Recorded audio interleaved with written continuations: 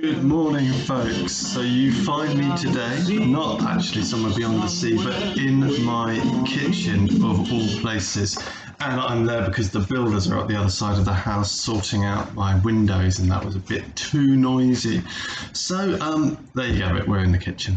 And we've got a couple of days of logs to go, and then we're going to be done on the pure maths stuff for year one, and we'll have time to get ahead. But anyway, in the meantime, have a little look at what I'm about to put up. You'll want to pause it for a while, and I think I need you to note down everything that you see on it. It's to do with how you graph E and log E as well. Okay.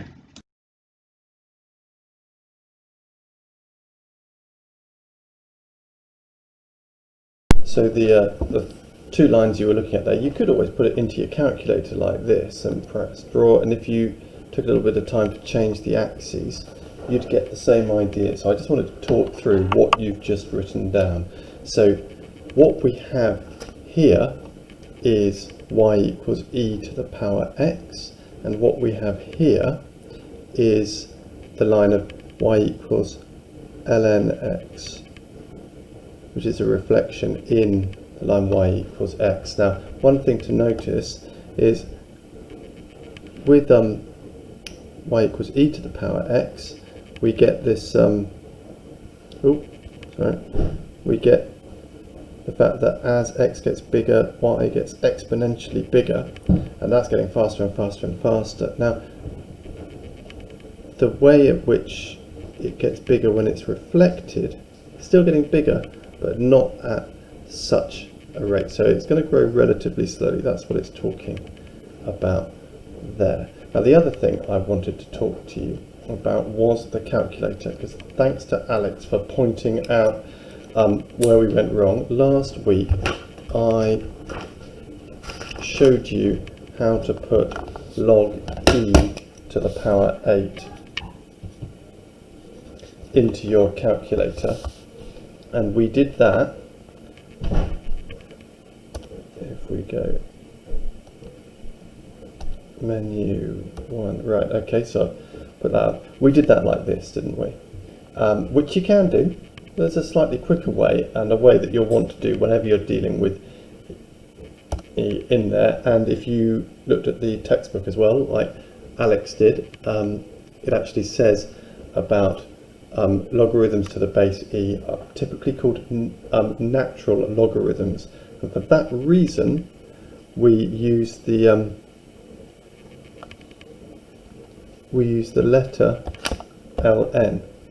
So if I press that and then 8, I get exactly the same answer. So we will be doing that from now on. We're talking about a lot of ln instead of log e. So have a little look at this as a question. Now, when it says giving you answers in exact form, that means we're not going to be pressing equals on the calculator. It basically means that you're going to be putting as much into your calculator as you could so that x equals it. To do this, we need to use the part that we'd written down just now that you had, where you've got, it had the little square on it there, where it said e to the ln of x is equal to ln e to the x, which is equal to x. This natural logarithm is equal to 5, so we're saying e to the power of 5 is that. So this is saying what we get when we've done that to the power. So we could just say that as x is going to be ln 5. If you're thinking about this chain of logic, we should really be saying that we can take the natural logarithm of both sides. So we're doing the same thing to both sides here. And because this is doing the process and then reversing it all in one, it's the same as having x there. Now, to be honest, it is a bit strange, and the best way to get good at this is just doing a load of them. And this, by the way, is the answer. If I get ln5 and put it in the calculator, that's going to give me this, but this is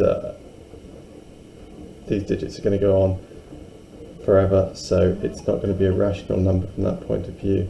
So you just need to ln5 is the exact form, because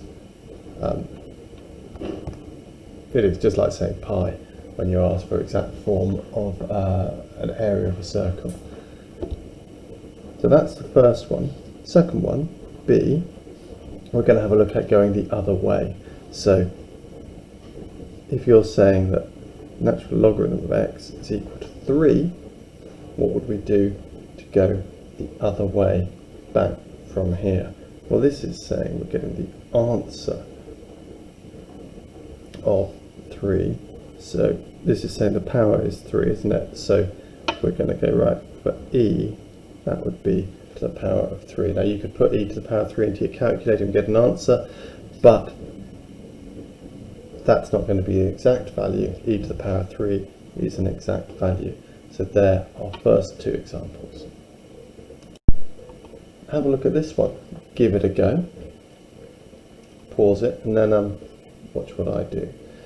So this is just like A, but instead of x being there, we're going to have to say it's all of that. So all of that is going to be equal to ln7, and then it's just a case of rearranging the equation, like rearranging a formula, to make x the subject. So if I take 3 from both sides, I get that, and then if I divide both sides by 2, I get my x. And there's different ways of writing this. You could just say that, but a lot of the time, if you're looking at the answers in the books or things, it's not going to look like that. You can halve both of them separately, can't you? Because you're adding or taking fractions, got the same thing. So possibly the neatest way of writing it is a half ln7 minus 1.5, or you can just write that as 3 over 2, depending on whatever takes your fancy. Okay, have a little look at that one. So we're going to be going in the opposite direction here. So the first thing you want to do is rearrange the equation and then put it back to a power of e. So rearranging, I would take 1 from both sides, and then I've got to divide by 2 to get rid of the times by 2. So we've got 5 minus 1, so that is well, I could have done 5 minus 1, couldn't I? Let's say that that's 4. 4 divided by 2 is 2. And then we're going to say that x is going to be e to the power of 2.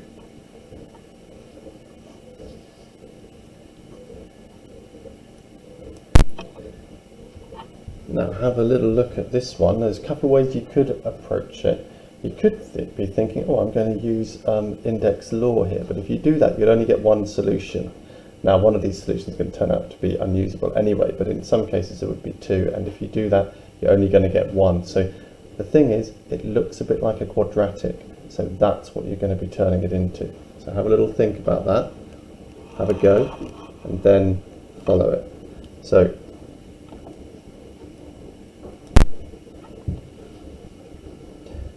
So we need to take 14 from both sides to give us e minus 14 is equal to 0. And then we're saying, right, I'm going to say that e to the power x is y, because then you add your powers, don't you? So that is going to be the same as y squared plus 5y minus 14 equals 0. Gives us a nice simple quadratic.